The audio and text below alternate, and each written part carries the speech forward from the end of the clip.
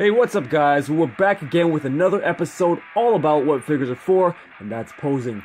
Last time we took a look at Perfect Cell, and now that I've got a chance to incorporate a little bit more feedback from you guys, we're firing off episode 3 with Vegeta. And now I gotta say, growing up I was always Team Goku, but over the years, whether it was changing my personality or just getting tired of seeing Goku save the day all the time, I've actually slowly grown to have a little bit more affinity for Vegeta. With that said, let's kick this episode off with the top 5 poses for SH Figuarts Super Saiyan Vegeta 2.0, or Super Vegeta as I still like to call it.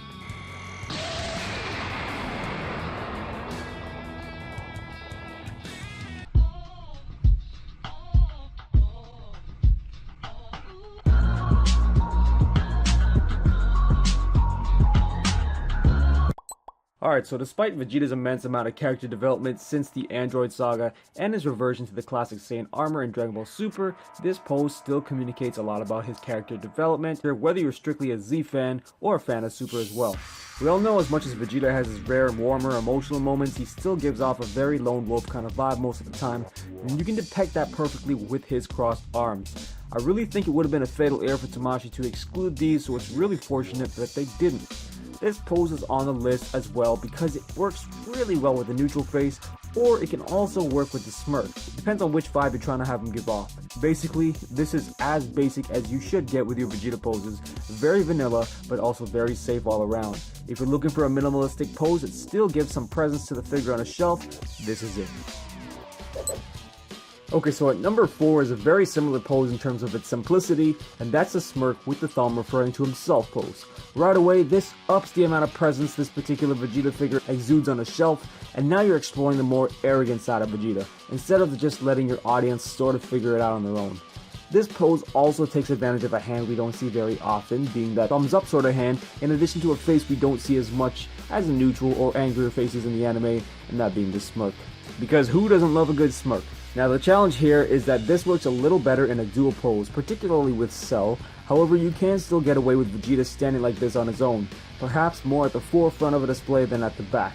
All in all, if you're looking for a simple and safe way to pose this guy, yet with a little bit more edge to it, this is your look. And of course, you can explore some out-of-the-box options by turning this into a thumbs down, which in my opinion would have been epic if Vegeta did this to Fat Boo in the anime before he fought him.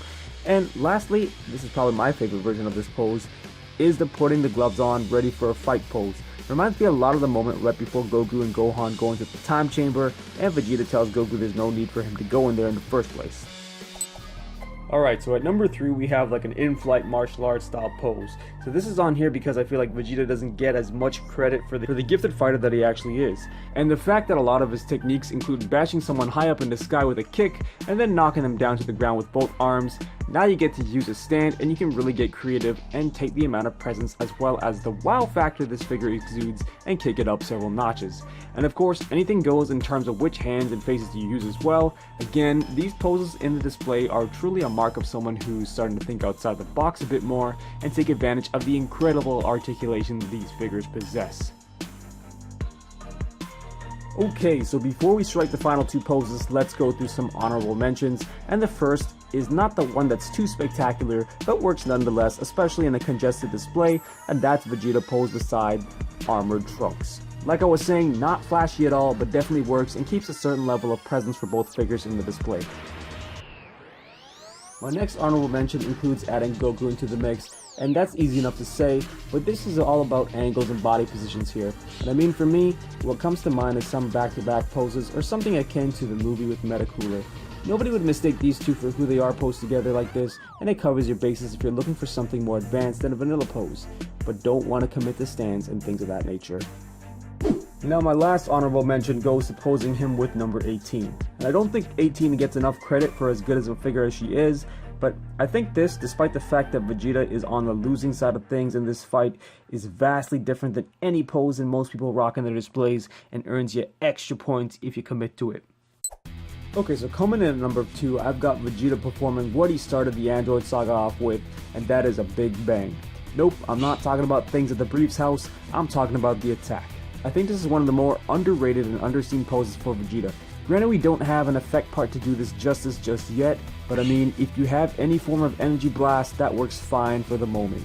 I also like this pose not because it's taking plain old blast hands and giving it some more significance, especially with Vegeta, and if that wasn't enough, this pose screams versatility. I mean, you could stand him up, throw him onto a stand and have him floating, and this pose can be used with any of his faces. Because really, at the end of the day, the last thing you want in your display is a bunch of dudes flying around with open mouths. I mean, unless that's your thing, then hey, more power to you. But this pose is definitely up there, and I've even started to think about switching from my main pose to this pose. So I've got this pose coming in at number 1, and it's not that I have a gigantic butt coming, but I feel like this pose would have been so much better if we did have a legit special effect part for this pose. Having said that though, I think it goes without saying that this is Vegeta's flagship attack. Now whether you like the charge or the blast is another story. Personally, I think the blast is a lot more epic looking, but hey, if you've got the right lighting, you could totally pull off the charge even better.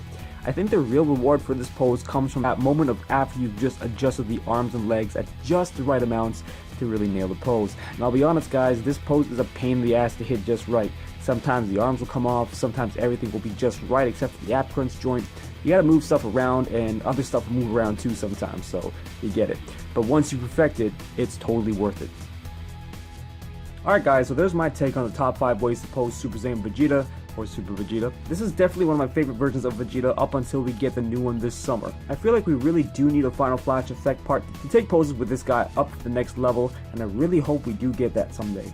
As always, let me know what you guys think. I've been getting a lot of requests to do Beerus next, and I did want to wait until I got Super Saiyan God Goku, which honestly could be quite some time, but then again, I'd only include poses with him and Beerus together in the honorable mentions portion of the video anyways. Let me know what else you guys have going on with your Vegeta poses, and until next time, you know what I always say. May the best of your todays be the worst of tomorrows.